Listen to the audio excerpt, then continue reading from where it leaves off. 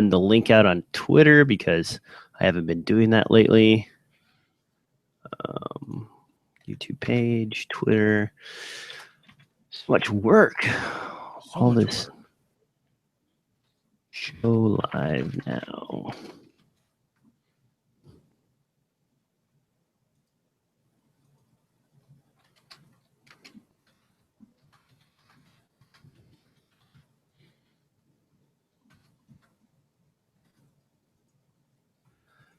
Okay.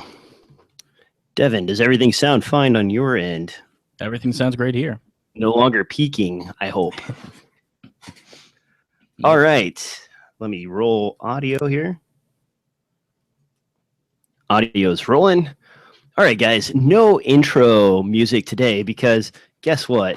I've been moving yet again. I'm in a new location here, and I'm missing one adapter piece somewhere in a box, and I could not hook up the sampler. So no sampler today, no music today. If you want music, go listen to the podcast. But anyway, on that note, you can see I'm in a new location here. Finally, we were able to close on our home and get into a place. Things are haphazard right now. Half of my stuff is still in storage, but I have my own official room with which to do the podcast in and to handle all my gear. Devin, what about you, man? What have you been up to? Oh, I've been dealing with the Skype troubles as usual. Getting Blackmagic ATEM's HDMI input to recognize a computer. It's been a total nightmare. I might just suck it up and get one of those DVI to SDI converters because I don't know. Their switchers, I've heard nothing but troubles on their forums of trying to get a computer HDMI inputs to work.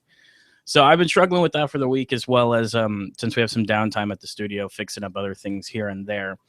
But that's mostly been it with me. I've been just really busy at the studio, running cables and testing stuff. Did you get that audio sync issue that you were working on sorted out? Yeah. We got an audio delayer. We got something that's supposed to convert SDI, an on-job box to convert SDI to HDMI, but it's got a built-in audio delayer. So even though that's not the purpose of the box, it was a cheap way for us for a couple hundred to go ahead and add a digital audio delay without breaking out to analog or anything like that. So the Aja box allows anywhere between 0 to 7 frames in increments of like 0.1 of a frame. So we were able to kind of dial it down there and get it, but it became pretty apparent that us using a key as well as overlay graphics, each time we added something, we were adding a frame of delay. So we synced it right before the recording and right before what would go out live once we start broadcasting live. So we got it sorted out, but unfortunately not through necessarily a firmware update or anything from Blackmagic, just through buying other hardware to compensate. Dang it. Well, yeah. On my end, it's a little disappointing. Yeah, no joke. That sounds extremely painful, and especially trying to like find out how much delay it is and really getting that sorted out. I mean, that's a lot of checks and balances and going through your whole setup to figure out what it's adding. On my end, if you look around me, I am in IKEA heaven now. I have shelves, I have spacing, I have all sorts of stuff to hold things. This thing behind me, I don't know how to pronounce it because it's some Swedish name, but for $199, you can get this giant box square thing that goes over an entire wall. And man, for DSLR storage, I can fit lenses. When it's done, it'll be lined up. So it'll be Canon down one row, Panasonic down one row, Sony down another row, audio gear, and so on. And then behind me here, these wireframes were only $129, and I've never lived close to an IKEA before, so it's kind of sweet to just like roll in and be like, hey, I need shelving. Here's how many inches I have. And they're like, oh, this is the exact size right here. No problem. Here you go, man. And you go through their crazy warehouse and try and figure out how to do stuff. So that's a thing. If you're in for a lot of storage and you have a small space to work with, man, IKEA, even though it's kind of assemble yourself, I don't want to say junk, but definitely not like top-notch stuff. It's still worth when you're trying to save a buck. When you're trying to save a buck, it's the economic choice. And sorry, man, I didn't mean to cut you off with the shelving talk. What else did you have on that? No. So it was just the further I did the research, I realized that things like a TriCaster, which some pros frown upon just because it's a large software layer on top of the hardware layer. Things like, of course, your Green Valley and all of them have it, but I was surprised. Even the TriCaster we had before includes an automatic audio delayer to help keep things in sync when you start adding keys and graphics and all those kind of overlay elements. So I don't know. I guess I was just kind of surprised that the Blackmagic is so talked about and everything else, and a great switcher for the price. And it seems like such a simple thing for them not to include. And considering the fact there's been so many firmware updates and everything else, I just don't think the hardware is capable of doing an audio delay, because I think that it requires hardware to be in there, not just something that like, oh, with a little bit of software programming you could do, because of how, minimal they create their hardware. So. Yeah, I don't know. On something like an audio delay, you have to change the oscillator on the audio chip itself in order to change the rate or the multiplier, and you can usually do that with a firmware patch. Basically, you just change the way you multiply the oscillator frequency as it goes into your DAC, and you should be good to go. But it depends on if they left that open or if it was just a pre-built chip that only had one setting. So that could be the issue. Right. I don't know. I'd have to dig deep into the circuitry to find out. But and people have been complaining, and Blackmagic has really not responded at all to it after all this time. So I don't have my hopes up that there'll be a better solution than getting external hardware. So I guess something to keep in mind, if you're having an ATEM and you're going to do keying and graphics, you might want to pick up an audio delayer to go with it. Not something I like to be mean about with Blackmagic, but this is again like a story of chicken before the egg. Like they come up with something really cool and you're excited about it, but then at the back end you're like, well, this doesn't work and this is messed up and this is sort of funky. What's going on here? And they're like, oh, we'll get to it in revision number whenever we feel like it, And that's why I wasn't super excited about their new small cameras, their new smaller 4K cameras, is because I'm concerned about the quality that we're going to get as far as firmware updates and everything else that's going on with those. And they're so new and so different. Like, what are we going to get? What problems are we going to have? Or what are we going to run into next that we're just like, oh man, really? Come on, guys. Are we going to find dust under our sensors again? What is it? Yeah. Yeah. And I mean, I do think that they understand kind of what people need. And I feel like the hardware has been getting better in revisions. Again, they've been getting better about like meeting deadlines and things like that some would argue they should have been doing in the first place. But as a brand new company who jumped ship from making capture boxes over to a camera company, I think they've learned a lot in the short period of time that they've become that. But I think people still need to recognize that they are kind of new at this. And it's not exactly like they have, some kind of ex-leader, like say, an old technician from Canon or something like that, or Canon engineer, or Nikon engineer who came over and helped them. They kind of been hiring outside and finding their own way through making a camera company and switchers and all that kind of stuff. So it's one of those that I feel like there's always going to be a little bit of growing pains until they kind of reach, a while of doing this stuff. Now, speaking of growing pains, I'm going to jump around in the show notes here, and we're going to skip on to the news. Man, Seiki is a company that's been out for a while releasing 4K panels, and their first panels did have some growing pains. They were basically televisions packaged into a 4K panel that was being adopted by people for editing and so on. But the problem was they were limited to 30 hertz, and they were TN panels. Now Seiki has the fancy I don't even know what the model name is. It's some bunch of letters and numbers, but these are 40-inch 4K 60 hertz panels, and instead of being TN, they're using Super MVA, which is kind of the stepping stone in technology between TN and IPS. So you get better viewing angles, a little bit better color reproduction, and better off-axis viewing. The price on these guys looks to be about $1,000. But the thing I'm excited about with this is it's a 40-inch panel and it's 4K. Right now, I am on one of the Samsung 4K 28-inch panels, and I deal with the tiny text issue all the time. Right. You don't use any kind of scaling, or even if you do use scaling, some programs don't recognize it. The resolution is so high on the screen that your text is tiny, and I have to kind of lean in to read everything. With this 40 inches, that's just about right to be one for one with a regular screen. Yeah, I think 40 Devin? Inches is the sweet spot if you're talking about UHD, which this is. I know like 4K can get kind of confusing, but this is the UHD kind of 4K, not the I guess true 4K, 4K or true 4K. Cinema.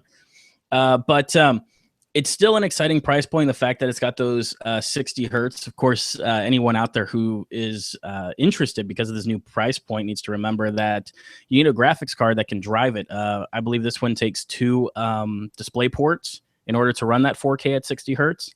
I don't know if there's newer DisplayPort technology where you only require 1 cable, but you're going to need a fancy graphics card in order to drive a display like this. But 40 inches to me makes sense because it's always like kind of that argument. It's the same reason why I wouldn't buy a 19-inch 1080p TV, you know, for any purpose, just because it's you're not going to see the difference. And with the 27-inch, 28-inch range, I think 1440p is a really sweet spot for it's higher than 1080. It's not 4K, but you get that extra detail, extra resolution, and I don't have to squint at everything.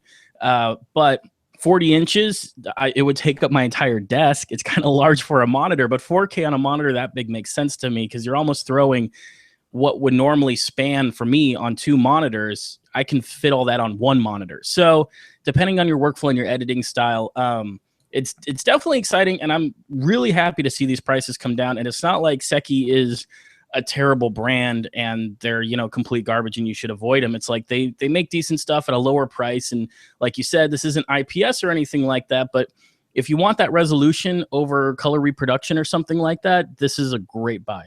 Now I'm glancing at the specs here, and it looks like this is a DisplayPort 1.2, so that can handle 60 hertz at 4K with a single plug. I think it's the HDMI that's actually limited on this guy. So if you're using this monitor, I think you need 2 HDMI links because it's using the older standard of HDMI. So you only get 30 hertz at 4K or 60 hertz, or so. I think that's the difference here. I'm looking down the specs just to make sure I'm not getting this wrong. The other cool thing this has, and this might be interesting for something in a switching environment, is it has independent inputs and it'll scale to 4 screens on screen. So if you have 4 different incoming video signals, you could actually box that up onto a single 40-inch panel and get, you know, a view of what's on each feed as you switch around. You know, I don't know how many people have need for that, and then how many people would go with a non-broadcast quality screen. But I mean, it's kind of a MacGyver way to go. Well, it's interesting too because that almost makes it sound like you could take, say, if you've got a couple of low-end graphics cards that don't support 4K, you could almost make your own 4K with the Windows framing and stuff like that. Yeah, you could probably use iFinity or something that nature in order to like run out multiple outputs. That'd be kind of wacky, but it'd be interesting. Yeah, or you know, if you really have a budget computer and you're like, oh, I've just got a bunch of like 275s or something like that don't necessarily really drive 4K, you could maybe pop a few more of those in there, or they both support 2, put 2 of them in there, and you could kind of have 4K for like almost nothing on the graphics card price. Though that's not the most elegant solution for doing that. I like too the fact that it's got a USB 3.0 hub. I know that's a small thing, but for me, I always just find there's random USB crap I keep meaning to plug in here and there. And so having a monitor where I can kind of hide some of the dongles for like my wireless mouse and stuff like that, I appreciate that kind of a thing. So I really like it. Yeah, I'm kind of with you though on the size. A 4K panel, and you know, I was thinking about this practically because right now I'm on a 28-inch. I had the 2160 by 1440 panel before that, and the thing that I run into now is 28 inches. It's just about right for eye level to look at the monitor. But if you put a 40-inch panel on a stand and then put it on your desk, you're going to be like looking way up in the air to see the top part of the screen. Yep. And so now you're going to be in that situation where what are you going to do? Well, you're going to look forward and you're probably going to move all your icons and stuff and all your desktop real estate down to sort of the bottom part. And you're not even going to want to look up. You almost have to recess this into your desk or maybe use a Versa mount to like bring it down. What would make sense to me, and I get exactly what you're saying. What would make sense for me, why I would buy this just for me personally, would be a TV to go above my monitors, which you've seen in a lot of edit suites is a very popular thing to do. But as a 4K display that's full 4K that I could watch UHD footage on pixel for pixel, you know, for color, well, not necessarily for color because it is not, you know, but still I could use it as a display for output and at somewhat of a distance. And since I'm not staring at it constantly, I don't need to necessarily worry about its height and everything else. Because for me, anything bigger than 30, it kind of feels like really you're going to be looking all over the place, or you're going to push it so far back that you kind of lose the advantage of having higher resolution. So to me, it fits in that place where you put it above your edit desk and maybe you got a curved display. That's why for me, editing curved displays make a lot of sense. I run 3 displays right now, but if I, had to replace them for some reason, I'd be looking at curved, high resolution curved, but not necessarily curved, just long, just those long displays. Cause I'm like, that's what I'm going to end up doing with multiple monitors anyway. So it kind of makes sense. And that's where the pixel real estate makes sense, because it's easy for me to turn left and right. But as soon as I start looking up and down to look at my media bins and everything else, I feel like it's going to get in the way of production. Now, I'm looking on Amazon right now, and it does look like people are buying this, sort of testing it out and sending it back to Amazon, and it's showing up in warehouse deals. So you can already find this for $821 on Amazon Prime warehouse deals, and $870, $860, $850. There's 5 or 6 of them up right now. So if you are looking to get a deal on this, I'm surprised that the price is already dropping. Moving on down the line, and this is actually above in the show notes here. I'm jumping all over the place. Metabones. I just started messing around with my speed booster. I picked it up a month or so ago, 2 months ago maybe, and now they're releasing yet another speed booster. This time, the crop factor multiplier is 0.64 as opposed to 0.71. So that brings you down in 4K mode to basically super 35 millimeter crop factor APS-C. And instead of just being a one-stop boost, now it's a 1 1/3 stop boost. So it sounds like what they're doing here is they're magnifying the image down even smaller. And by doing that, they're increasing the amount of light to the sensor and increasing the magnification of the lens, so that they're bringing it closer to an APS-C size aspect on your GH4 or whatever. Now, there's no pricing on this yet, and the only reason I know about this is I swung over to the Metabones site to update the firmware on my speed booster, and this was on the front page, just sitting there hanging out. No fanfare, no nothing. I didn't see any news related to this or what have you. Devin, are you excited about this? Do you even care? Is this something that you're onto? Well, I'm always looking for stuff to to affix to my Panasonic cameras, but in this case, knowing Metabones and seeing that what they're doing here, I imagine the pricing is still going to be above 500. And for the pricing to be that high, but only service one mode of my camera, because because this is basically right. It's cropping a little smaller, which works for the 4K on the GH4. But if you're to shoot 1080 on the GH4, you get slightly larger view, right? So yeah. So it's one of those where I'm like, that's a lot of money that I can only use with one mode on my camera. Though I suppose you could take this and throw it on the Blackmagic Pocket Cinema camera, because that one is such a small sensor, you're going to cover it anyways. But there's a better Metabones for that. For me, it just seems really excessive that now we're not just getting down to like, oh, here's a mount just for this one camera. Now we're getting to like, here's a mount for this one camera and this one camera mode. I'm like, I just don't see myself buying it. I'm sure that there's a place for it, and maybe in rentals it makes a lot more sense. But for me, I'm like, I'm not gaining a whole lot versus the more universal one. So I would never see myself taking that one over this one unless they've made some serious improvements to the autofocus systems or other stuff like that, that you mentioned having problems with your Metabones. Yeah, I bought the version 4, and I've got it right here. And I did buy this used, by the way, so I didn't pay the full $599. I think I got it for $410 or $415, so it wasn't horrible. But yeah, as I started to use it, and I didn't do as much research as I probably should have. I just kind of was like, oh, that's a good deal. I'll pull the trigger on it and see how it goes. So I'm playing around with it. It turns out, no autofocus in photo mode, or no autofocus period. So that's an issue. In photo mode, you also lose the preview of your aperture settings. So you're kind of like playing crapshoot when you're taking a picture, because you don't actually know what the exposure is going to be until you click it and find out. In video mode, the preview for aperture works just fine. Most of the readings work fine most of the time, but sometimes it'll lock up the GH4.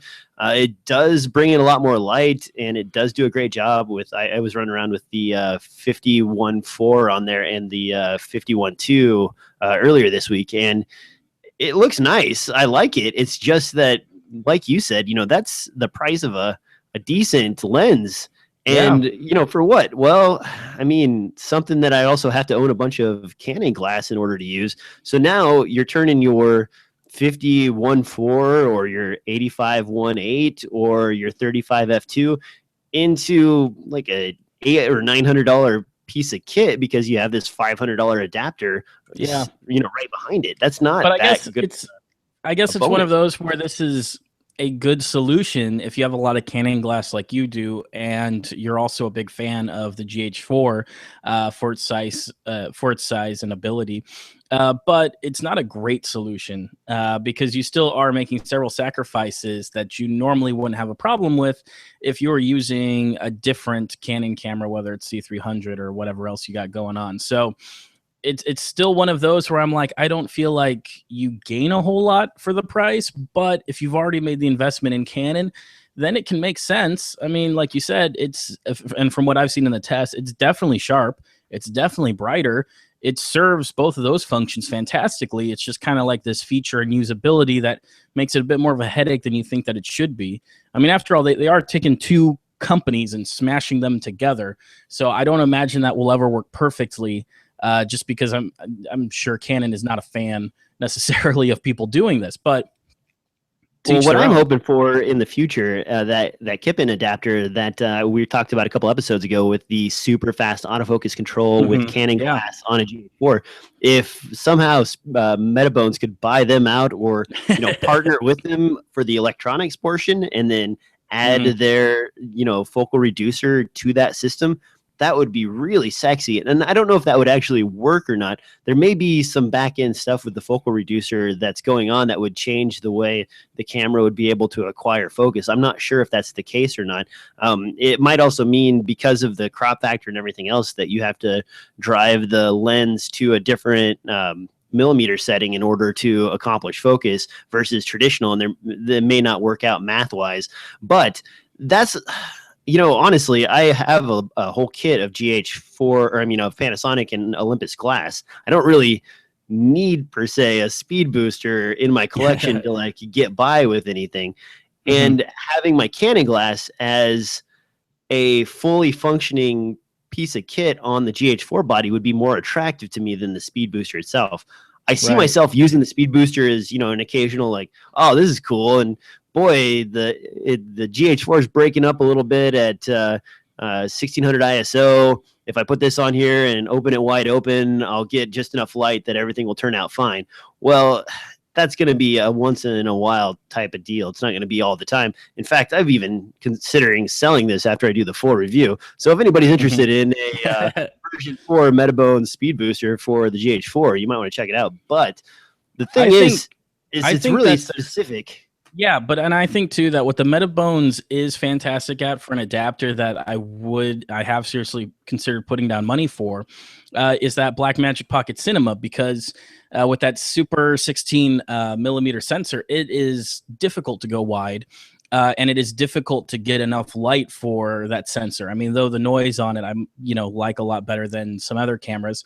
It's not nearly as blocky, especially with the ProRes and the higher bit rates. But for me, that Metabones adapter makes sense because it does so much for that one camera that needs help in that department.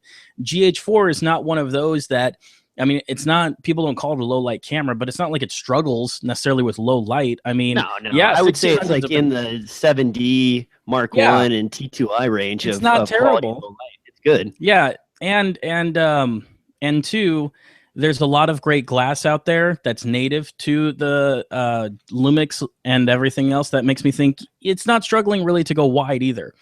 So, and those are the two things that gets helped out with the Metabones is you get more light, and because you're reducing the focal, it allows you to get those wider shots if that's what you're looking for. So the Blackmagic totally makes sense for me because I think it needs help in that department to be a great camera. But the GH4, like you said, now we're having one that's built for just the 4K, mode of the GH4. And I'm like, I just don't see it needing that much help. So things like you're talking about with the autofocus and everything else, like that makes a lot more sense for, I need to run around and get these shots with my Canon glass. Yeah, I think, correct me if I'm wrong, but doesn't the speed booster for the pocket camera require a different type? Like there's the S version and then there's the regular speed booster, and the regular one is for the pocket camera, and the S version is for the GH4. No, as far as I know, do both of them work on the pocket camera, but only the S version works on the GH4? This was a long time ago, but if I recall, the pocket camera version made for the pocket camera doesn't work on any other Micro Four Thirds camera because it protrudes extremely deep into the mount, where the one normally for the GH3/GH4, because I looked at the passive ones, like the Nikon ones, because that's most of the glass I own. Those ones, on the other hand, they'll work on the Pocket Cinema. So you could get a one that works on both the GH4 and the Pocket Cinema. But just like here with the 4K mode, if you want it to be even wider and even faster, they do make one that is built specifically for the Blackmagic Pocket Cinema camera. Geez, that's hard to say. And that one goes right up to the sensor. I think it would scratch any other camera that you put it in. But the the shutter collides with it. That's what it is, because the Pocket Cinema camera doesn't have a shutter. So it allows it to protrude deeper, get closer to the sensor, and go even wider. So I think you get an extra third of a stop, as well as instead of what's the word I'm looking for? Instead of like a 0.7 or something like that, you get the multiplier. I think changes on the pocket camera as well with that longer extrusion piece that sticks into the barrel. It's like it goes to like 6.3 or 6.4 x multiplier as opposed to a 7.1 or 7.2, whatever the version 4 is. And looking at the one for Nikon right now, it takes that 2.88x crop that you get with the Blackmagic Pocket and turns it into a 1.75, which is closer to your Super APS-C. 35 or APS-C. So, and you don't necessarily get that much reduction with any of the other Micro Four Thirds ones. So it's one of those where I've considered that a lot, because I go, this camera could use the help. The other cameras, I'm like, they aren't dying for it. So yeah, I'm reaching DJ over here right now, and I find myself, instead of using this with Canon glass, this is smaller than my Canon glass combined with the Metabones adapter. So I end up grabbing my So I end up grabbing my Voigtlanders, and I have a set of 3 of these: the 17.5, the 25, and the 42.5, I think it is. And with those are all 0.95. They're fairly sharp. They're manual focus, and they provide enough low light capabilities with the GH4 that it's maybe, arguably you get a little bit more out of the Metabones adapter speed booster, but not so much that you're like, oh, if only I had this instead of my Voigtlander. And I don't know, maybe I'm just being weird here, but to me, it seems like this, if you can get them at the right price, or that Magic, what is it? The lens we were talking about last episode, the SLR Magic. Yeah, the SLR Magic. Thank you. The SLR Magic lenses are down in the $400 or $500 range, and that's the price of this freaking adapter. Because this is $599. You can go get a used Voigtlander 25mm for that price, and you'll be probably just as happy as using this with an additional lens that you have to buy unless you already own some Canon kit. And a lot of the people I know that are moving to Panasonic were moving from Canon, and they're getting rid of the Canon stuff. So then this is just another thing to make you kind of hold on to your Canon glass, where otherwise you could just chuck it and go get something new that's specific for your body and the GH4 in general. Right. And as the mirrorless guys who've been shooting way before mirrorless started doing really great video, have always said, they're like, the whole point of going mirrorless is to shrink your kit. So you don't have a backpack full of lenses and bodies. It's so that you could shrink everything down and really make it more manageable, easier to transport, easier to take on the plane, and all that kind of stuff. So that's also a huge advantage too. Sometimes just the weight of loading in and loading out gear is half of the battle in some shoots. Well, and a few people have asked me in person, you own all this GH4 equipment and you have all these Micro Four Thirds lenses. Why do you still hold on to your Canon stuff?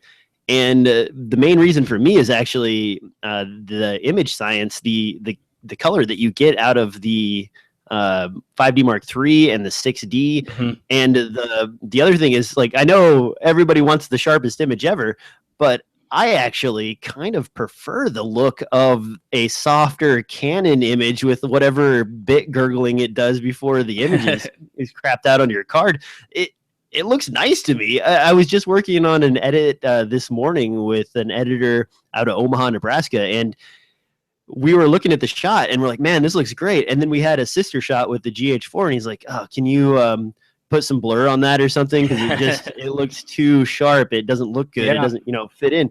And I know it's going backwards a little bit from like the resolution hunt and the pixel peeping hunt and everything else, but I still enjoy the look of my 5D Mark III with my Canon glass. I use the GH4 quite a bit. Don't get me wrong. It is a very practical and very useful camera, but I still kind of have a sweet spot in my heart for the look I get out of the 5D Mark III. And be damned to the like sharp image or whatever, I don't think you're crazy either. I mean, nobody's ever called something like an Arri Alexa or a Red Epic a camera that doesn't have detail. No one said that those cameras don't produce a great sharp image. But then in the side-by-side test, the GH4 shows that it resolves way more detail. It's not even just a sharpness. It's way more detail than those other two cameras. And I think it goes to show you that, like, yeah, you can go after the sharpest image you can, especially if you want to be accurate. And I know, too, for documentary work or journalism, things like that, that is kind of what you're always striving for. But if you're coming to tell a story and things like that, most of the time film was never sharp. The focus was never quite on for most of the shots, especially if you're watching old films like Top Gun and stuff like that. You'll notice quite a few points where they missed the focus. And that's okay because you get involved with the story and the aesthetics and everything else. So it totally makes sense. It's just a disappointment that the C100 or C300 wasn't good enough for you, DJ, that you could use your Canon glass on that stuff. Yeah, I tried to fall in love with the C100. I took her out on a lot of dates, fancy restaurants, and showed her all of the stops, and just did not do it for me. I ended up going back to my 5D Mark III and being happy with it. I still shoot on the T2i on occasion. If I have a camera that I need to put in an area where I'm not concerned, or I don't want to be as concerned about it getting busted or what have you, I go grab a T2i out of the bag. They're $130. I have a couple of them laying around, and I slap some of my cheaper lenses on there, like the 51.8 or the 35 f2, and there you go. Now you have like a better than GoPro, random camera that you can stick in the corner and not have to worry about. And with stuff like the wireless controls, that tip link adapter that I posted about a while back, you can run those cameras remotely just like you can the GH4. So now I can just log into it with my phone, see what's going on, frame, start, go, don't worry about it, and use it as a B camera. And I don't even have to have an extra operator to do so. I don't know. You got to find the camera that works best for you. But I guess where I'm going with this random off-track rant is that basically, if you're happy with the image, don't worry about going to find the next big thing in cameras. Just go out and shoot a bunch of stuff, because if you like it, then that's all that matters. If your critics are complaining that it's not sharp enough or whatever, then obviously the story wasn't captivating enough to pull them away from whatever sensor size or detail quality or whatever that you're shooting on. So, focus in on that as opposed to the latest and greatest. Although, don't get me wrong, I love to play with the latest and greatest gear. And speaking of latest and greatest gear, Devin, this next one is yours. Yeah, so it turns out right after we did some comments on the Logger's Lunchbox run and gun, I guess as a first impression, like I said, I'm still working on a full review. I'm still really getting to know the gear. It seems like literally the next day they announced a bunch of changes. So I thought that just in general, I'd briefly go over them. For one thing, they've considered the one they've shipped out to be a beta product, and it's not supposed to be the final version. It's officially labeled a 3.2, which they are still selling. You can still go and buy one right now, and I think it'll ship, I don't want to say June 1st. I think July 1st they'll start shipping them. And but August 1st, they're supposed to ship what they consider the final product, 3.3. Though they don't want to leave the Kickstarter crowd like me out of the dust. They're talking about doing a lot of free upgrades, which is some parts with the sled that's supposed to make it easier to manage, which I didn't go into, but there are some qualms I have with it. They're also talking about grips, adding rosettes and stuff like that, so you can do your own grips, or they also are going to provide another grip. So they're giving these free hardware upgrades as soon as they become available. They're also making a counterweight system if you're not going to get the big battery in the back. Now, the 3.3, is supposed to be a few pounds lighter. And I don't think I touched on it in the last time, but this is 9.2 pounds without anything on top of it, which is pretty heavy when you consider most cameras maybe come in at 2 pounds to 5 pounds, depending on if you're talking DSLR or like a C-series camera. So it is a lot, and they're trying to shave that off, and they're trying to work that down, but they're planning on making a lot of improvements too, as well as like a top grip handle that's supposed to have cable management and a few other things. But they're going to have it retail for the same price. Also, they when I talked to them, they said too that the pricing has gone kind of crazy, but it's finally settled down, and it will be $2,000. But it was kind of crazy before because they're having trouble locking down people, resources, and parts and ways to get it made. So, but besides that, it's they're going to make general improvements. They aren't going to leave the Kickstarter guys out. They're going to actually ship free improvements as well. And I think too that technically the $2,000 mark for selling these things actually puts them at a little bit of a loss, but they're fine with that because of where they see the product going and where they're headed with it. So exciting stuff if you kickstarted it, as well too, if this product has interested you. Pretty much all the complaints I made about it, they're addressing in one way or another. Still won't know it's a perfect product till I have it in my hands, but it's good to see that they are listening to the community and they're reacting. Have you taken it out on any shoots yet? I have taken it out on 1 or 2 side shoots. I haven't taken it out on a client shoot yet, but I've ran around and just did some general, like what it would feel like to do, ENG with it instead of my normal shoulder rig. And the impression was, yeah, it's still heavy. I still got to figure out how to work out that counterweight issue, because that's going to wear on me real fast. That's one thing that annoys me when I don't have a balanced camera, because I think it hurts my stability as well. While I can hold the weight and everything else, it's more just the fact that when I want to do smooth movements, it's just like having a balanced camera on your tripod. You want the camera to be balanced so that when you're doing pans and tilts, they're all smooth. And so for me, it's the same thing on my shoulder. I want it to be balanced on my shoulder so that I can make smooth movements with it and move it around easily. So I'm kind of excited to see where they go. They haven't really shown what the new one will look like, but it sounds like it'll have a very similar core. I'm thinking too, maybe some parts could also be swapped out and upgradable, that they aren't considering giving out free parts to the community. So, but it's one of those, it's exciting. It's exciting to hear that they're making improvements, but so far I'm not in love with it yet. I'm still fully working it out, trying to figure it out and seeing really where it fits into my workflow, but I don't hate it. So I'm kind of in this middle ground. Maybe once I get a proper handle and stuff like that, my opinion of it will change when I'll be able to manhandle this like the way I think I should be able to.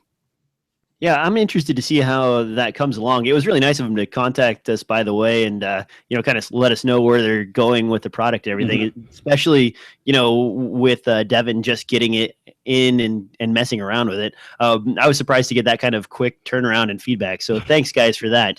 Moving on down the line to something that's kind of interesting and kind of weird here. And I'm actually going to show my screen so you guys can see what I'm talking about in the show notes. This is, CNET basically found this over at Computex, and it's from microdia. I'm going to pronounce it that way. Close enough. Yeah, close enough. This is a 512 gig micro SD card, and whatever class version this is, SD 4.0 UHS 2, it's 300 megs read and write capable, and that is crazy. I don't even know where to begin with this. We're not quite there to where everybody needs something like this yet, but man, this is exciting stuff for people that are moving into like the smaller Arri cameras and stuff like that, where now you have super fast data rates on a micro SD card, and you have the capacity of up to 2 terabytes. It's priced accordingly, though. 512 gigs is going to set you back about $1,000 plus. Could this be the next big thing for 4K cameras coming in the future? Maybe for raw footage or some sort of compressed codec that's a little bit more expanded, Devin? Absolutely. I mean, if you think about it, even too for a few other cameras, such as things that Blackmagic may come up with, 300 megabits per second, which there's no benchmarks, but if we go off of what they say, can handle 1080p ProRes really well. And I think too that you could probably start handling raw 2K footage at those kind of bit rates. Like I've said before, I really see 4K both as a capture format. I mean, there'll always be like ProRes and RAW 4K, but I see for most people 4K capture moving towards H255 or H256. Whatever the next one is. I don't know why I can't remember. But anyways, the new codec that's going to make it about half the size that it was before. But bit rates like this are still going to be necessary in order to get the full quality out of that 4K. I'm super excited for something like this, and it's kind of surprising to see these kind of specs happen in a micro SD. Like, that's kind of unreal for me, especially the speed part of it, to come from out of the micro SD. But I think that it goes to show that the memory companies are ready for you to start buying 4K cameras. They're ready to start charging in and selling you all those datas and speeds that you need. Because for a while, I kept thinking we're going to have to do something about these bit rates, because I haven't seen a huge drop in anything except SSDs. As if SSDs has gone up in speeds and has gone down in price, but in terms of SD cards, last year there really wasn't a whole lot going on except like incremental improvements. So this looks pretty big. Who knows how well it'll hold up, though, because we know sometimes those companies will throw big numbers on their boxes, and they don't always equal big numbers in the benchmarks. So I think, didn't we last year see the 128 gig cards with the new UHS 3 classification, and that was allowing like a guaranteed 4K minimum, 60 megs write, I believe, and 90 megs read was the the minimum for that standard.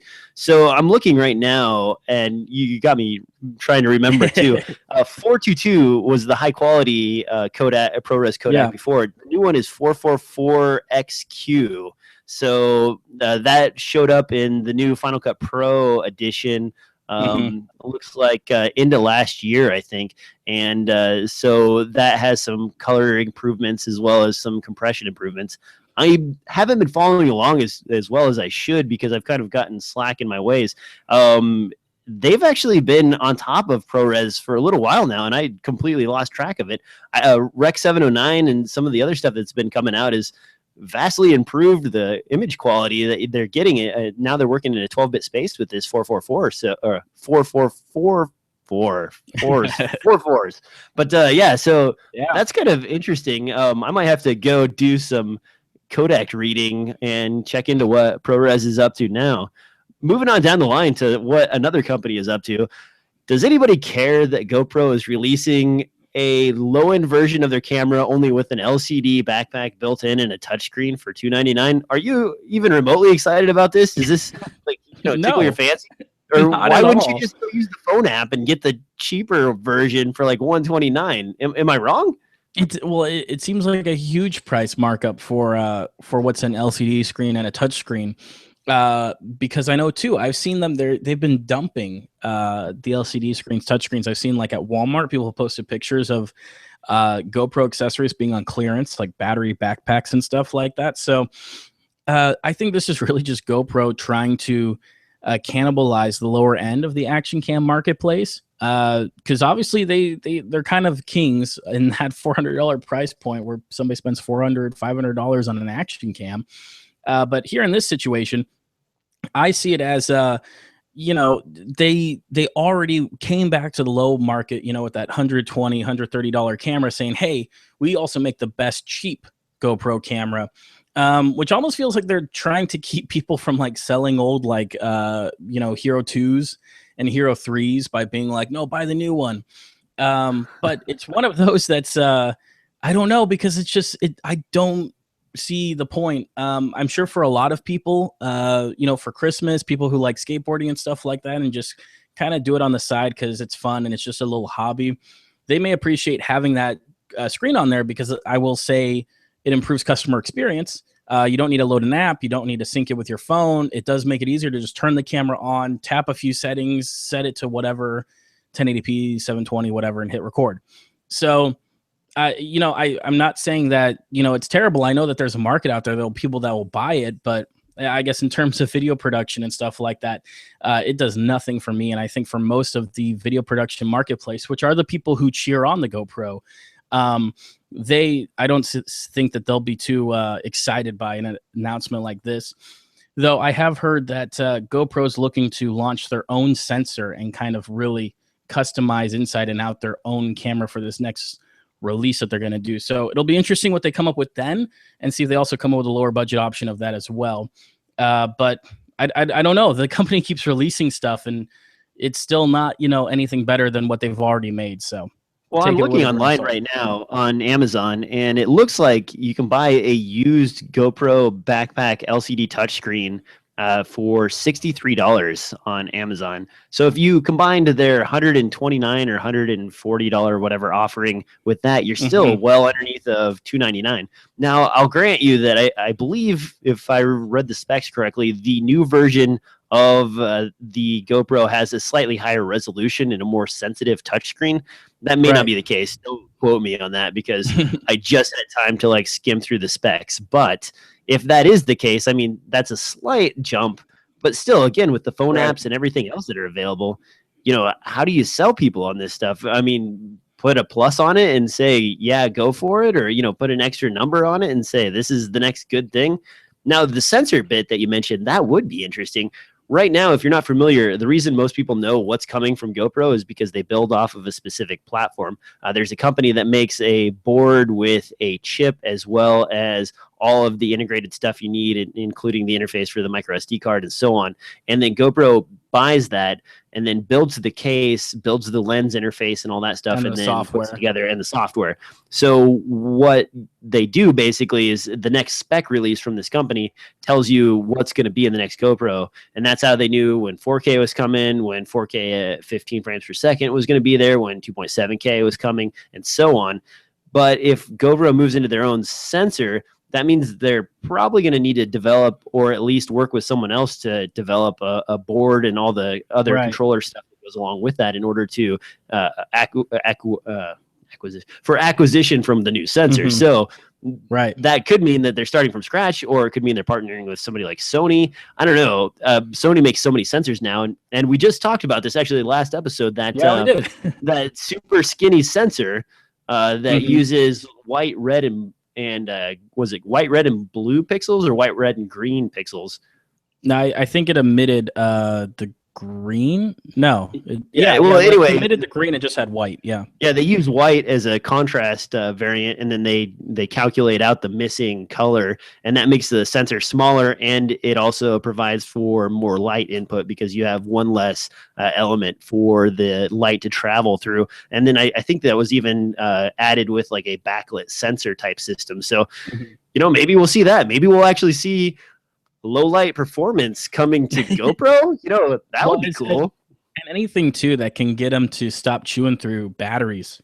If they can get some kind of solution where, and maybe too, that's part of it, is being able to change the form factor, so they don't have, that's one thing I always liked about Contour before they went away, is that I thought Contour had a really decent form factor to their cameras. Even though their color bit rates may not be as good as GoPro, I liked how sleek it was and how I could hide it easier. So in this case, if they move to something like that too, I hope it would also mean too that their hardware requires less power. It's more efficient, so that if you're doing something like a time lapse, you'll actually get more time on the battery rather than the same time you would if you recorded video. So little things like that would go a long way towards me getting excited about GoPro again. Now, the other thing I'd like to see, and I mean, this is kind of just a wish list here, but I would like to see them add to the GoPro the ability to access some of the main photography features. Right now you're kind of locked out of your aperture, and you're locked out of your shutter speed and some of the other stuff. They've opened up sort of a color range on the Pro version where you can use Pro Tunes and set it to a base image so you can color correct and post. They've given you some control over your color settings and so on, but not all the control is there. And you see really cool stuff like the rib cage, for example, which allows you to adapt C-mount lenses to the GoPro and basically build a jacket around it. Now imagine if you had full access to all of your lens and sensor controls. Now you can put a lens on there and use it like you would any other camera, and that makes it even more valuable, as opposed to sort of having a hybrid auto system running on the camera itself. Maybe that's a way that GoPro could become attractive again in the market. I mean, don't get me wrong. It's not like people are running away from GoPros left and right and no one's buying them. It's just GoPro's still king. They're still right king. Now, every product we've seen from them since the major one has just been, you know, little things to kind of keep the name in the market as opposed to major updates to their platform in general. You know, since the last version, I don't know, is there anything else amazing come out? They've, you know, started to release smaller cases and a couple of battery backpacks that are a little bit slimmer. But I mean, we're still dealing with what, 1.5 hours if you're lucky, a battery life. Not really much of a way to expand that without some sort of external USB port, or the battery pack maybe gets you up to 2 hours if you use the battery backpack. I mean, I don't know. This is an action cam. You got to take it out in the field and you got to run around, and you can't get more than 2 hours of battery life out of it. I mean, people are going to be doing action stuff out in the field for longer than 2 hours, I would think. Yes, and for people who don't have the Hero 4 and you're like me and you still got like the 3 and the 3 Plus, just a recommendation, because I used them on this last trip I was on and I had a blast, is Wasabi has power extended batteries for the GoPro, and just like the backpack makes your GoPro a little thicker. They've combined both a backpack and an internal battery into one unit for $35. And normally the backpack's supposed to double your battery life. I find that it gives me maybe 70 or 80% more. The Wasabi basically turned what normally when I record with Wi-Fi on and all this other stuff, like an hour of recording, the Wasabi turned it into 2.5 hours of recording. So more or less, it did more than double, which the GoPro backpacks never did. And it's only $35 a pop from Wasabi. I picked up 2 of them, and it really helped the camera last throughout the day and last with all the stuff I needed. And just a recommendation, if you're out there looking for batteries, you can swap them out all the time. But for me, I'm usually in situations where I can't crack them open and swap them out, especially if you're doing stuff around water and you're concerned about dropping your camera and stuff like that. So something to keep in mind, they're about as expensive as the original GoPro batteries are, and you get a lot more bang for your buck. Yeah, and don't get me wrong, I've been complaining about the GoPro for years, but I have the 4 right here. I have the 3 Plus laying around back there. I use them on a regular basis. They're in my kit as an important part of my setup, and I am not unhappy with it. It's just that they've kind of stopped doing upgrades for some of their versions, and they've kind of done some sort of not as consumer friendly things that have sort of irritated me. You know, for example, the 3 owners, the black version or whatever, and then they had the Plus version. They stopped updating the firmware on the previous one, even though the newer one was the same hardware, only slightly skinnier. So they could have easily offered up some of those upgrades to the previous version if they wanted to, but they chose not to.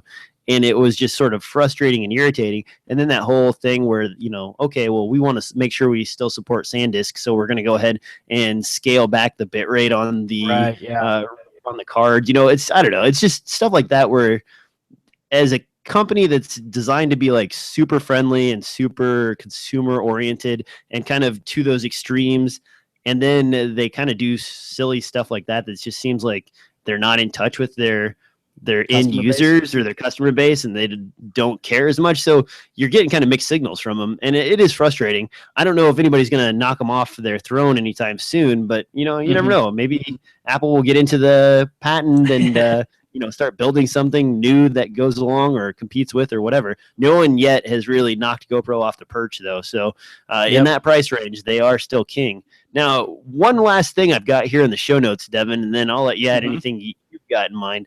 I was messing around with this morning, actually. It came across by accident. I had a stills image that I needed to incorporate into an edit, and I was kind of getting some weird results with it. Like I couldn't get the color of the image to match everything else. And so I was in Photoshop and I was like, oh, I wonder if I can just save the curves settings for the image and then just import it into Premiere Pro. And I wasn't able to quite do that. I experimented a little bit. I didn't try too hard, but I was able to bring the entire clip into After Effects and then just import my curve settings right into After Effects without any issue at all. Open it up, apply them, and then go. And that was it. I mean, I know I'm using curves here, so obviously I'm not like on the high end of color grading, but Sure. that really saved me some time, and I didn't even know it was possible. So if you're out there and you're running around, the curves plugin for Photoshop is compatible with the curves plugin for AE, and it may very well be compatible with the Premiere Pro curves plugin. I just didn't get it to work in the short time I had to mess around with it.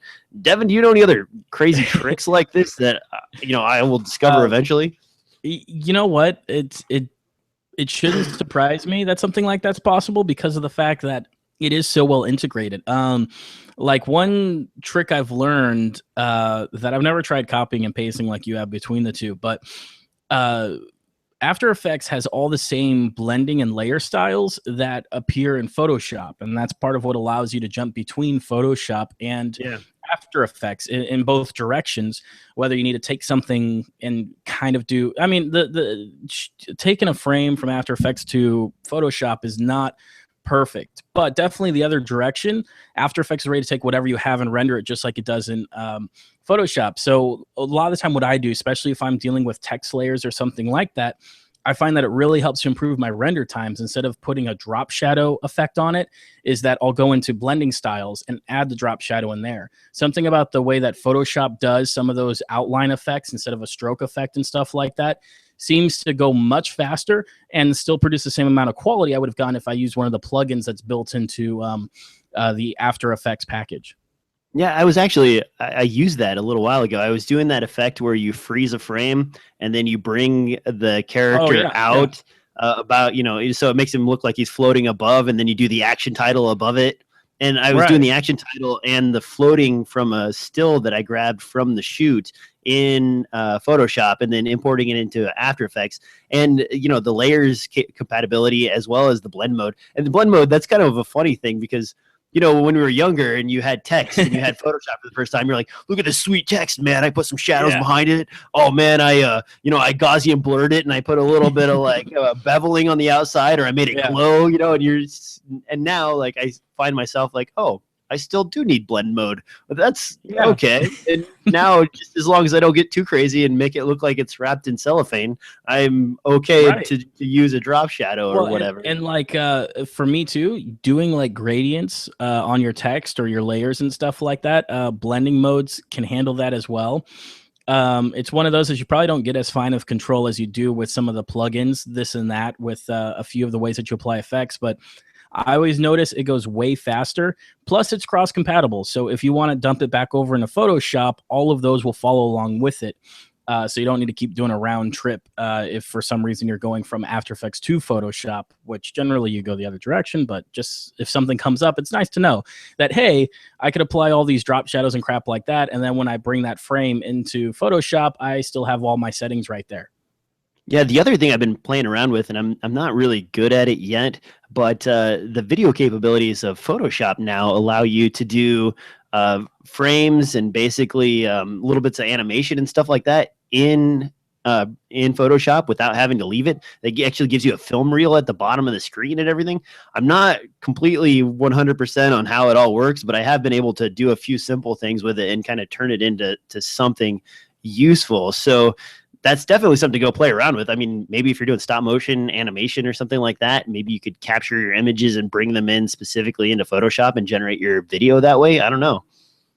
Yeah, and that's definitely what it's stuff like that shows me that kind of like I feel like I made the right choice by diving deeper into Adobe. Not that you should ignore Final Cut or ignore Avid. They're all great tools, and there's a reason why you'd use one over the other. But I'm always happy when the fact that Adobe has a few headaches like any other editor does, but when you go between Premiere and After Effects, and you go between Photoshop and After Effects and Premiere, and the way that all works, and you jump over to Audition to do stuff, it just makes me like I just get excited again, because I'm like, man, this just wasn't possible that long ago, and it all works so well right now. It's like, if there's one thing that Adobe has just gotten right, and that rarely ever fails on me, is this whole dynamic linking stuff just seems to work, and it always makes me excited to work with Adobe software. Yeah, it is really nice to go from Premiere to After Effects and back again round trip, and with the new rendering stuff, it's really handy. one more pro tip, and I don't know if it's a pro tip, but it's really handy thing that I've run across is sometimes to make it a shot look a little bit more like you used an old lens, or to like kind of age it a little bit to sort of Instagram filter it. I like to add a little bit of vignetting to it. And you can do that in After Effects, but it actually processes it live and eats up a ton of CPU cycles and a lot of graphics processing in order to render out properly.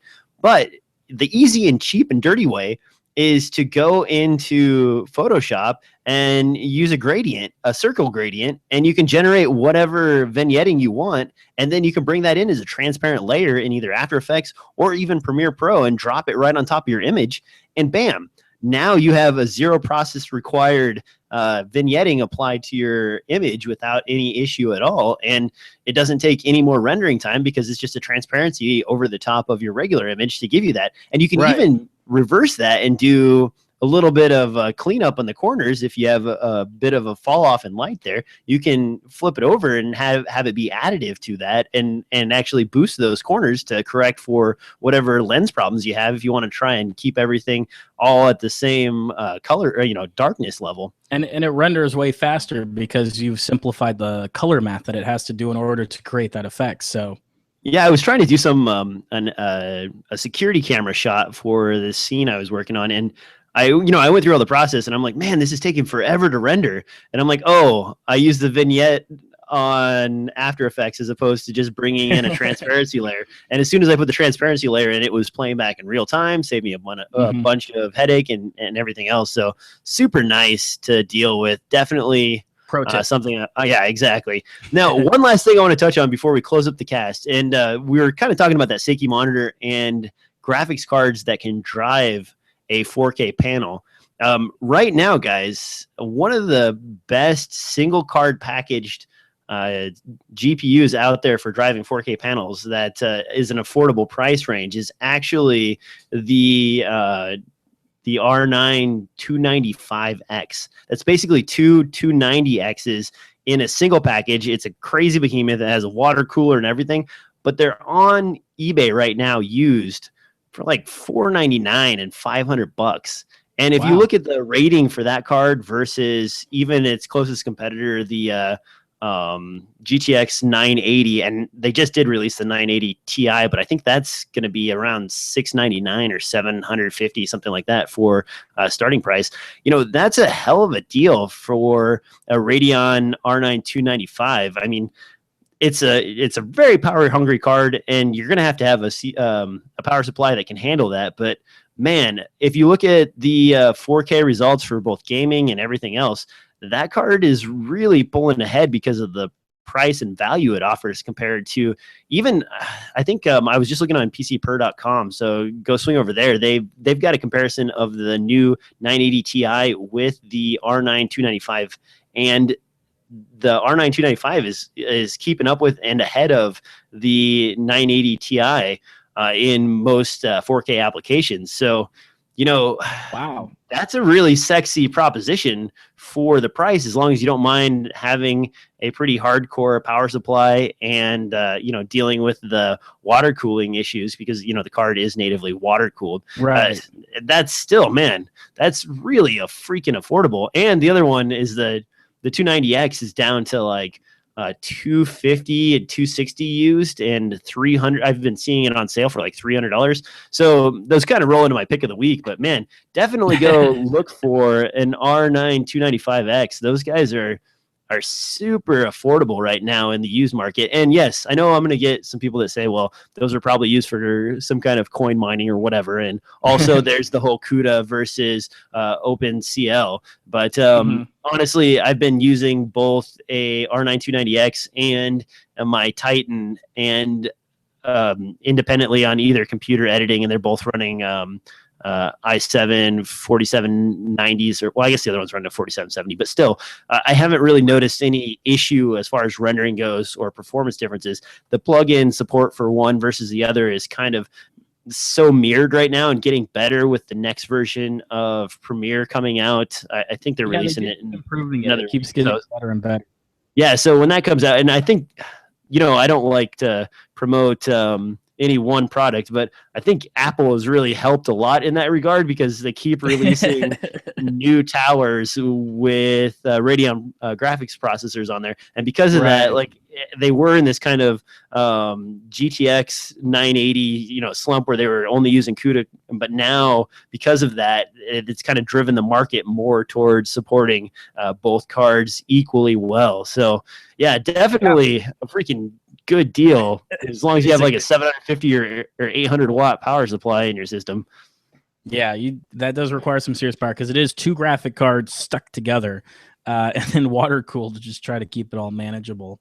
My pick of the week is Kickstarter time, which I still don't recommend Kickstarter at all, but it's called the Parrot Prompter. And so if you're listening to the audio podcast, you'll just have to go online and see what it's all about. But it's a super small prompter that has a 77 millimeter threading in the back. So you actually screw this onto the front lens of your camera, and then with this you get an actual nice piece of glass. It was going to be some kind of plastic or poly, but they actually upgraded to glass before they shipped. And then it's got a small spring on the bottom here that holds your cell phone. And so I guess just as a quick example, I got a Note 4, which is kind of a giant phone. So it won't be super, but you can kind of see there that it's small because, like I said, it's barely bigger than a 77 millimeter, but it's one of those that this is small enough that I can always keep it in my camera bag or my grip bag. And if somebody starts screwing up lines for a corporate video or something like that with your cell phone, you've got a really quick, dirty prompter. So I wouldn't use it if the situation calls for a prompter, but it's one of those that's super convenient. I still plan on doing a full review on it for now. But first impressions is that, what did it come in at? I think the MSRP for it was under 100, if I remember right. I'm looking unprepared here, but yeah, no, that's okay. I just actually got an email from him last week. He was telling me that he made their deadline for delivery. So it was delivered on time and a little bit early. And, it looks like a pretty good deal. He's a really nice guy, by the way. He's been emailing me back and forth, telling me about the progress. Cause I was kind of curious. So I asked him about it. What do you think about it? Is it as good? I mean, using your phone in that manner, is that as good as a regular teleprompter? And what are you using to control your phone? Are you using another phone or some kind of remote or what? So that's part that I haven't gotten to yet because it just showed up a few days ago, and you can still order it now, and it looks like it'll be about $150 now for a piece of it. I think I may have gotten it for $90. I'm not sure though. But he's supposed to have 2 elements to it, if I recall right. One piece that I don't think I ordered, which was the basically using the cable for like a headphone jack. Where you'd have normally like volume up, volume down, but instead he's planning to come out with software, if I recall right, that those would turn into like pause buttons or speed up, speed down buttons, so that who's ever using the prompter can actually kind of remotely control it that way. And then I think too, his software was supposed to have some kind of interconnectivity, but I know there's Android software out there that will have remote control capabilities between 2 devices over Bluetooth or over Wi-Fi. So I don't think he's done with the software yet. I haven't seen an announcement as far as the Kickstarter updates I've received. So, like I said, I haven't fully tested it or run it out in the field or really played with it. But first impressions are the glass was super clean. It didn't discolor anything. Besides, usually, it makes it a little darker and probably slightly more blue, like pretty much all prompter glass does. So, for that, though, I'm excited to go try it out because for me, it's all about the size, and that's what he's selling. It's also kind of the price, too. But for something that fits in my hand and weighs probably maybe 1.5 ounces or so, like it's really just plastic and glass, one piece of glass. It's one of those that I can almost always have it on me in case something comes up and I need it. It's better than not having a prompter or having them try to read something off camera, which can be problematic as well. I wouldn't say that it replaces a real prompter if you're in some kind of a news environment or something like that. But also, I think of things like when you're on the show floor of, some kind of conference or something like that, or say like, you're at NAB reporting on something. If you've got some talent that needs a little extra help or something like that, it's a quick and dirty prompter. And it's one that's light enough that you can always have it on you, and it's light enough to be on any rig, and you don't have to modify the rig. You could put it on a steady cam. It's not going to make a difference. So little things like that makes me go, oh, this is pretty smart. And that's why I thought it was worth trying out and backing, though. I have had lots of Kickstarters burn me as well as burn you. So remember, Kickstarters are never guaranteed. It's not Sharper Image. You know, it's not a catalog of things to buy. It's potential investments is what it is. Now, one more question on that. So the mounting is a thread-based mounting, right? It screws into your lens? Yeah. So, and, you know, I'd probably have more pictures online. I didn't see pictures, but the way it actually came together surprised me.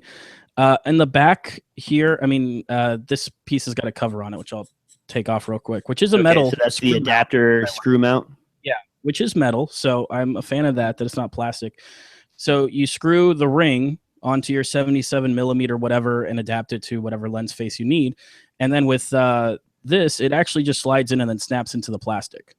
Okay. So it makes it easy to apply because you can screw this on and not have to try to twist the entire thing around your lens, and then just you slide it onto that and it snaps into place, and it freely rotates too in case like you need to tighten it or something like that. But I mean, that's it. It's really super simple. It's a really simple concept.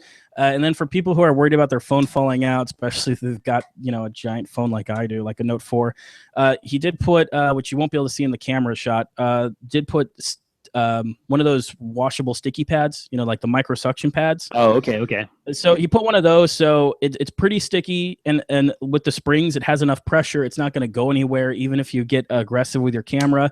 And then when it gets dirty and it stops sticking, you just run some water over it and clean it off, and then it'll be sticky again. So also smart in that respect. It's just super simple, and it's one of those where I'm like, oh, I don't imagine any part of this breaking because there's like no moving parts. It's just super simple. So stuff like that always excites me when it's a simple solution to what's usually a complicated problem. Yeah, now 77 is the max, right, for the filter thread size? Yeah, that's okay. What it comes with, and I don't think you'd be able to fit any kind of other ring into it because that's about the max size of it. So to me, 77 is as big as I go. My variable NDs is 77, and my polarizers is 77, and I adapt it, which they all look ridiculous on Micro Four Thirds lenses because they usually come in at like, you know, 42 to like 56 in terms of thread size. But for me, 77 is as big as I've ever gone, so I don't have a problem with it. Other people, though, you know, that may be too small for some lenses. Well, some of the newer Canon glass, they've been kind of moving towards the 82 millimeter size. So I was kind of in the same camp. A lot of my stuff was 77, and now I have a few of those popping up where it's like, oh, now you got to buy a larger Stingray, ND filter. But I switched to, I know they're cheap, and I know they're kind of not as sought after because they kind of turn your image a little bit purple. But man, these cheapo UV protector Tiffin variable NDs are like $12, and especially for the tiny ones, I mean, they do a pretty good job. And when you need a variable ND filter, you know, you're in bright sunlight, you kind of have a lot of vivid image you're capturing anyway, so you know, whatever. And same with the teleprompter. I mean, it's not like you're gonna be using your teleprompter in pitch dark where you're gonna really be concerned about the loss of light when you're filming somebody. Right. You know, you're gonna be using it, you know, outside, or you're gonna be using it in an office with probably pretty decent lighting. So that sounds like a really cool thing. I don't normally have to use a teleprompter, but it's nice that there's something affordable as opposed to the $400 or $500 options that come all in one, or even I think some of the nicer ones that are designed for the iPad, what, like $1,100? Yeah, I mean, I did get one. I ended up getting one. I forget the company. They do very small runs off eBay, but I think I got an iPad one for about 400 or so, maybe like 350. Okay. And that's because they're larger pieces of glass. And that one folds up too and is rather portable, but not nearly as portable as this. And like I said, the real sweet spot for it, to me, I feel like for my shooting would be like when I have to fly out to a conference or something like that, and we're doing stuff on the floor. And it could just be one of those things that the talent can type up the script or whatever, their notes onto the phone, and then just shove their phone in there with some simple prompter software, hit play, and then just start reading their notes. So it's one of those that it's, you know, it's so small and convenient that I think I'm going to be surprised in where I find myself using it. Well, on that note, guys, we've run through the notes. We have no ending music to play us out. But Devin, where can people find you? ImpulseNetworks.tv. I'll probably have a full Parrot prompter review out before I get the Logger's Lunchbox review out, just because that thing has got a lot to it. So there's a lot for me to test and go over and really play with. But that's where you'll be able to find more information about me and new projects that I'm up to. On that note, guys, you can find this podcast on iTunes. You'll find the show notes in the links below. You can also swing over to SoundCloud, rate us up, make sure you give us a good review, and click like if you can, because those are all the things that you do on the internet these days. You can also find me over at DSLRFilmNoob.com. As you can see, I have a house now, so things will get back to normal, hopefully. My stuff is arriving in 2 to 3 weeks, and I will have a regular studio set up once more, albeit a very small studio, because guess what, guys? I don't have my 4,000 square feet to run around anymore. That sucks, but oh well. On that note, guys, thanks for watching. Thanks for listening, and we'll talk to you next time on another exciting episode of DSLR Film Noob Podcast. Musical cue goes here. Definitely need the cat to play you out. Yeah, I know, right? All right. On that note, guys, thanks for watching on YouTube. The people that are listening got cut off now. Devin and I are going to end the podcast. Devin, you have anything else you want to add before we go? No. Stop face. All right. Yeah. Stopping broadcast.